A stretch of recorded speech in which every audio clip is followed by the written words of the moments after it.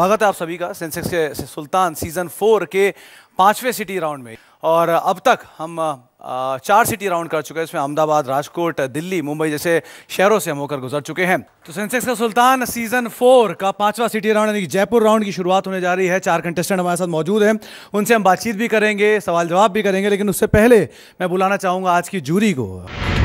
आशीष Agarwal, mister VK Sharma, आशु मदान।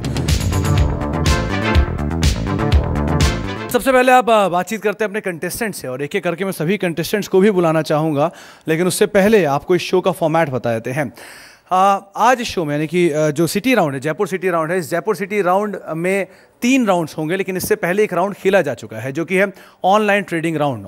उस online round के जो विनर हैं वो हमारे साथ आज सिटी राउंड में खेलने वाले हैं। हमारे 4 ट्रेडिंग राउंड के जो विनर हैं उसमें पहला नाम है दीपक शर्मा, सोनिया क्वात्रा, विजय कुमार शर्मा और रविंद्र यादव। चलिए शुरुआत करते हैं और एक एक करके हम शुरुआत करेंगे अलग अलग राउंड्स की। पहला राउंड जो है वो डेरिवेटिव पिच राउंड है। डेरिवेटिव पिच राउंड में हमारे तीनों जजेस के सामने बॉल्स रखी गई हैं। उन बॉल्स में सभी कंटेस्टेंट्स के नाम और उनके टॉपिक्स रखे गए हैं। एक एक करके जजेस जो हैं वो टॉपिक्स भी रेस करेंगे और साथ साथ कंटेस्टेंट्स के नाम भी लेंगे। उन कंटेस्टेंट्स को दिए जाएंगे 90 सेकेंड। तो कोशिश करिएगा कि अपनी टाइमलाइन को आप लोग फॉलो करें और उस 90 सेकेंड के अंदर प्रेजेंटेशन दें। शुरुआत करते हैं और अब मैं चाहूँगा शर्मा साहब सबसे पहले आप ही शुरुआत करें। पहला नाम बताएं और पहला टॉपिक बताएं। नाम है दीपक शर्मा। ओके। और इनके लिए जो सब्जेक्ट है वो काफ़ी सिंपल है जी, फॉरवर्ड एंड फ्यूचर कॉन्ट्रैक्ट्स। चलिए दीपक, आप पहले कंटेस्टेंट हैं जिनको प्रेजेंटेशन देना है और आपका टॉपिक भी आपको बताया गया है और आपका 90 सेकेंड का जो समय है वो शुरू होता है अब। फॉरवर्ड कॉन्ट्रैक्ट और फ्यूचर कॉन्ट्रैक्ट। फॉरवर्ड कॉन्ट्रैक्ट में ये होता है कि ये एक्सचेंज ट्रेडेड नहीं होते हैं, जबकि फ्यूचर जो कॉन्ट्रैक्ट्स होते हैं वो एक्सचेंज ट्रेडेड होते हैं। फ्यूचर जो कॉन्ट्रैक्ट्स होते हैं उसके अंदर कैसे फ्यूचर्स आते हैं, ऑप्शंस आते हैं जिनको कि हम सिंपल भाषा में कॉल या पुट बोलते हैं। फ्यूचर कॉन्ट्रैक्ट के अंदर आपके पास के अंदर एक क्लियरिंग हाउस होता है और जो NSE और BC के थ्रू आपके पास के अंदर इसका सेटलमेंट होता है। जो फॉरवर्ड कॉन्ट्रैक्ट होते हैं उसके अंदर कोई भी क्लियरिंग हाउस नहीं होता है और ये प्राइवेट एजेंसियों के बीच के अंदर एग्रीमेंट होता है, यानी प्राइवेट बाहर होता है एक्सचेंज के। आप फ्यूचर कॉन्ट्रैक्ट्स लाइक जो डेरिवेटिव्स हैं और जो ऑप्शंस हैं उनको आप कभी विद इन 1 मंथ के पीरियड में कभी भी सेल कर सकते हैं, कभी बाय कर सकते हैं। जबकि जो फॉरवर्ड कॉन्ट्रैक्ट्स होते हैं उनकी फिक्स डेट होती है और एक फिक्स प्राइस पर आपको उनको सेटलमेंट करना होता है। फॉरवर्ड कॉन्ट्रैक्ट के अंदर जो पार्टी हैं, बोथ पार्टीज़, जो 2 पार्टीज़ होती हैं बायर और सेल, वो कोई भी डिफ़ॉल्ट कर सकती है। बट जो फ्यूचर कॉन्ट्रैक्ट है उसमें बिल्कुल भी डिफ़ॉल्ट की कोई चांसेस नहीं है, बिल्कुल भी इसमें चांसेस नहीं होते हैं। और फ्यूचर कॉन्ट्रैक्ट में आपको जो मार्जिन है वो बहुत कम रिक्वायरमेंट होता है। Just like as a call and put में आप काम करते हैं तो वहाँ पे बहुत कम ऑप्शन में आप काम कर सकते हैं, जबकि फ्यूचर फॉरवर्ड कॉन्ट्रैक्ट के अंदर के अंदर जो मनी है काफ़ी ज़्यादा रिक्वायरमेंट होती है। फ्यूचर कॉन्ट्रैक्ट के अंदर के पास के अंदर mark to mark daily basis पे कैलकुलेट होता है, जबकि फॉरवर्ड कॉन्ट्रैक्ट में ऐसा नहीं होता है। शर्मा साहब शुरुआत आप ही करिए। सबसे पहला सवाल क्या पूछना चाहेंगे आप दीपक से?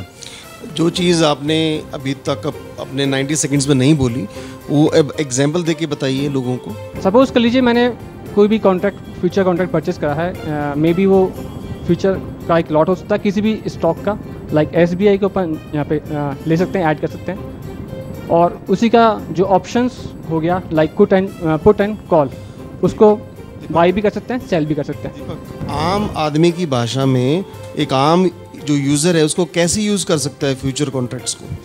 फ्यूचर कॉन्ट्रैक्ट लाइफ में एक एग्जांपल बताइए जो आम जनता जानती हो जिसके बारे में। फ्यूचर कॉन्ट्रैक्ट के लिए सर सिंपल है कि जो भी आप ट्रेडिंग करते हैं उसके अकॉर्डिंग आपको पोजीशन बिल्डअप करनी पड़ेगी।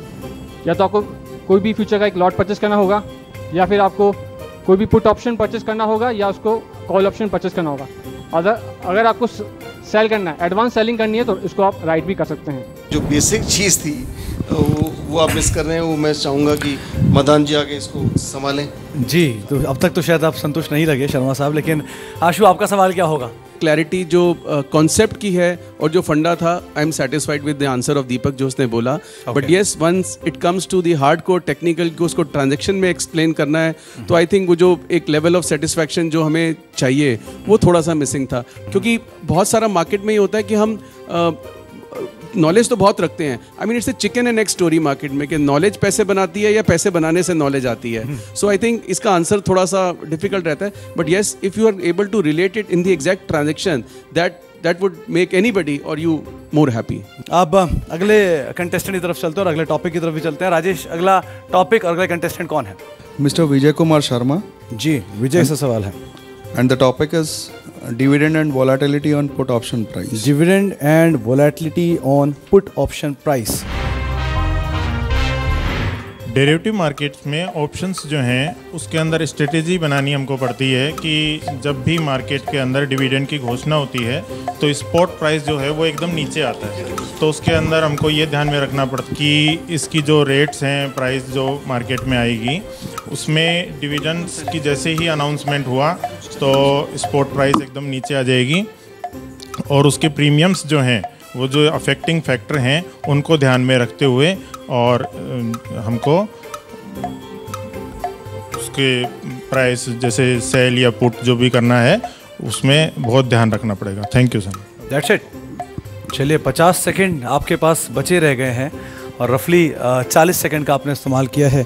कुछ और ऐड हो सकता था आपको लगता है इसमें विजय? एक्चुअल में मैंने जो तैयारी करी उसमें मेरे को यूँ लग रहा था कि ये मेरे को नहीं आया, वही मेरे को आ गया. आउट ऑफ कोर्स आ गया.